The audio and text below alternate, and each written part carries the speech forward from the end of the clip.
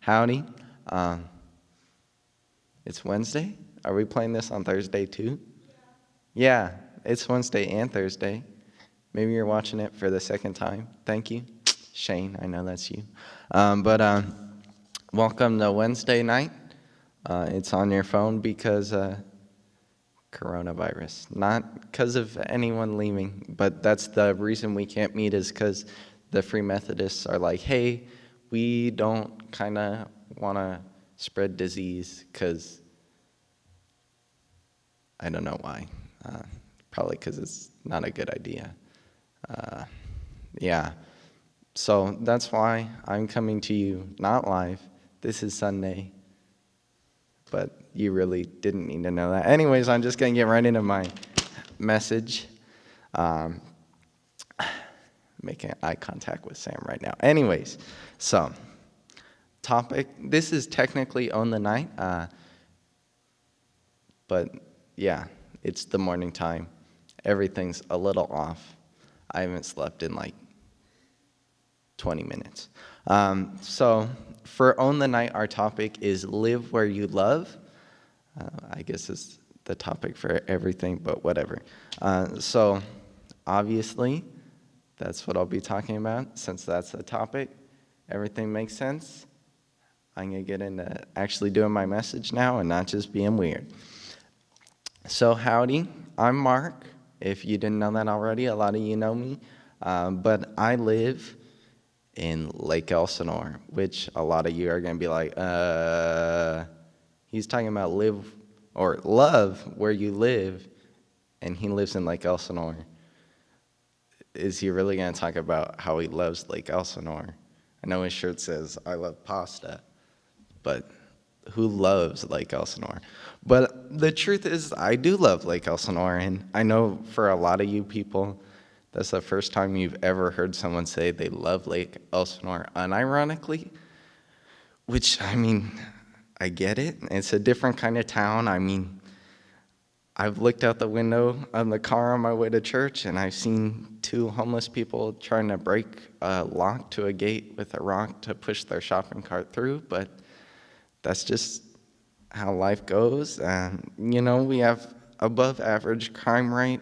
Our main exports are poppy pictures and meth addiction. Our lake really isn't all that good, but I still love my town because the truth is every town you go to is going to have some issues, especially Nashville, Josh and Emily. But the truth is, like, every town's going to have its issues. You're never, if you're like, hey, I hear a lot of people, they're like, yeah, man, when I turn 18, I'm going to move up and out of Lake Elsinore. Then life's really going to be good. Life's really going to be popping. I really am going to get to, like, grow and live life. And sure, that may be true. Lake Elsinore may not be the town you're supposed to be in. But the truth is, no town you're going to move to is going to be exactly perfect. Every place has its flaws, and it's really our job to fix those flaws, which I know when you're like, I'm like, high schooler, middle schooler, why is it my job to fix a town? Shouldn't that be the government official's job, the police job, or the adult's job? But the truth is, adults are old and they don't really do all that much, so we should probably do it. And it really is our responsibility as the people of the church to help other people. I mean, let's be honest, Jesus did a lot of helping other people, and we're supposed to be like Jesus. So I know how it is. You're driving down the street, you see a homeless person standing outside begging for change, and you just avoid eye contact because you don't want to make eye contact with them, but you also don't want to look like you're avoiding eye contact with them. And I think part of that sure is awkward because eye contact with random people is awkward, but also part of it I think is the Holy Spirit calling us to do something more. Because we know when there's a person sitting outside in the cold and rain, we shouldn't be rolling up our window and going to Chick-fil-A. We should probably be helping that person and giving them $2 and instead of spending $2 more on a Sprite at McDonald's. And let's see, James 2:14 through 17 says, "What good is it, my brothers and sisters, if someone claims to have faith but has no deeds? Can such faith save them? Suppose a brother or a sister is without clothes and daily food. If one of you says to them, 'Go in peace, keep warm and well fed,' but does nothing about their physical needs, what good is it? In the same way, faith by itself, if it is not accompanied by action, is dead." And I know that calls a lot of us out, because it's like, hey, if you're not actually doing actions and you're just like, hey, be healthy, thoughts and prayers after the tornado, but you're not donating your time or resources, then your faith is dead. And it's our job as people of faith to go and serve the people of the place we live. Love where you live, so we should be serving them and loving on them. I know that's kind of a weird subject, and I'm going to talk a little bit about how I've managed to serve and help in my community. May not be the way you're supposed to serve and love, but one of the resources I want to point you towards is, I guess it's technically, Stevie B said it's a sister church, Lamb's sister church, Dream Center Lake Elsinore, which is, I'm just going to read their mission statement because they're a lot smarter than I am. And so it says, our mission is, we have been called to restore and rebuild the people and property of Lake Elsinore, physically, emotionally, and spiritually. So this is kind of like a more service-based church that I help with pretty frequently. I get to go out and help, go to a senior center, go talk to people, help them take out their trash. I get to go interact, give food to homeless people, go get to play with kids, tutor kids, things like that. And you're like, hey, that sounds pretty cool, then come on down. We're supposed to be serving. It says right here in the Bible, not on this paper, but it does say in the Bible we're supposed to be serving, so come on down if that seems cool to you. But to some of you, you may be like, that sounds really weird, I don't really want to do that. And that's okay, because the truth is we're all individual people. We're all different people. I'm not the same as Miles or Sam, and that's kind of how it's supposed to be because we have different skill sets. I didn't know how to set up this crazy recording thing, and Miles and Sam are out here. Well, they're actually getting paid, but they're donating their time. Sam is shaking his head. Sam is not getting paid, but he's donating his time. He's serving and loving the community of the church and helping with his skill set. So there's tons of different ways that we can love and serve our community, not just Dream Center. That's just one I wanted to bring up because Josh said it would be a good idea. The other one that's a great idea is Student Venture. I mean, we're all students, high schoolers or middle schoolers. We all go to school, not right now because disease. But when we get back to school, there's Student Venture at every school, I'm pretty sure. So if you feel like, hey, I want to be a light on my campus, then go get connected with Student Venture, which is like a Bible study at school. I think they meet during lunches. I have no idea what school you're from, because I'm really just talking to a pole right now, a camera and a pole. But definitely ask around, get involved in that if that's something you're called to. But there's tons of ways to love where you live. And the truth is, we have to be serving to love where we live. So technically, you may not actually be a part of Lambs because this is a virtual thing and you could be living in Tennessee.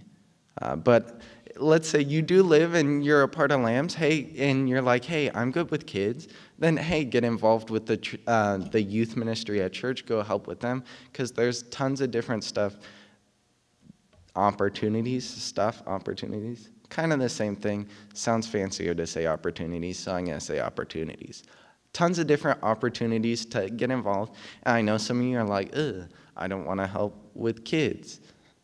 That's okay, because we really don't want people who are bad with kids helping with kids. That just doesn't sound like a good plan. But the truth is, we're supposed to be serving our community somehow. A lot of times we like to talk about how it's such a good idea to get out there and serve and help people, but then we just sit around and play Minecraft for 20 hours and don't actually leave the house or go help anyone, and we roll up our window instead of donating money or our time to other people. And the truth is, and I'm going to go back to the Bible, Matthew 22, verse 34 to 40 says, "But when the Pharisees heard that he had put the," I don't know that word, King James Version. We're going to skip that part and go down to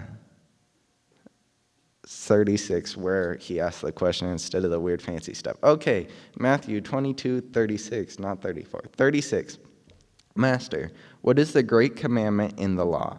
Jesus said unto him, "Thou shalt love thy Lord thy God with all thy heart, and with all thy soul, and with all thy mind.